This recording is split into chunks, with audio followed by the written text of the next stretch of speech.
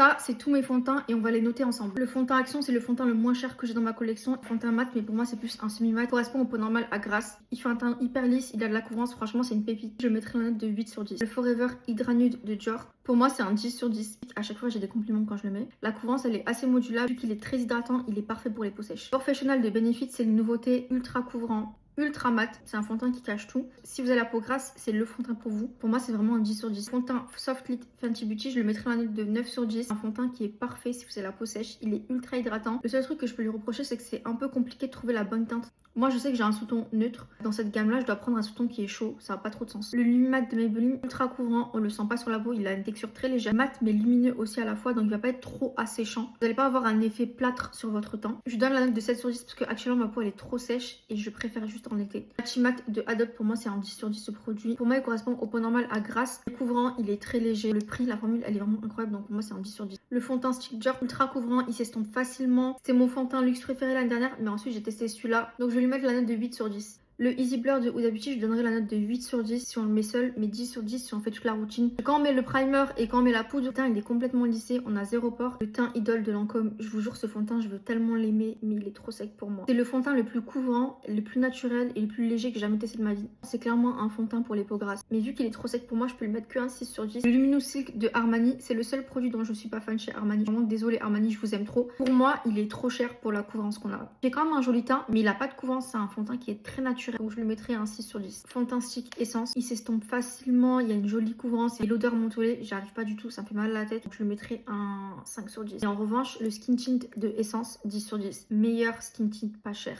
Ultra hydratant, ultra léger, essentiellement pour les peaux sèches. Le nouveau fond de teint Mina, 7 sur 10, il est ultra hydratant, il y a une couvrance qui est assez modulable, c'est un fond de teint parfait pour tous les jours. Gel teinté de chez Milk, ultra hydratant, ultra couvrant. C'est un produit pour les peaux normales à sèche. Pour moi, c'est juste un bon produit, il n'y a pas de truc particulier à dire, donc je le mettrai à un 7 sur 10. Les sticks Maybelline, incroyables, 10 sur 10. Ils font 9,99. Ils font un teint magnifique. La couvrance, elle est modulable. La CC Crème de It Cosmetics, je sais que c'est un produit que tout le monde adore, mais pour moi, c'est juste un produit qui est ok. Je mettrai un 5 sur 10. Je suis désolée. Je trouve qu'on n'a pas besoin d'un produit aussi couvrant pour tous les jours, à part si vous voulez cacher de l'acné, des cicatrices, etc. Je lui mettrai un 5 sur 10. Bisous!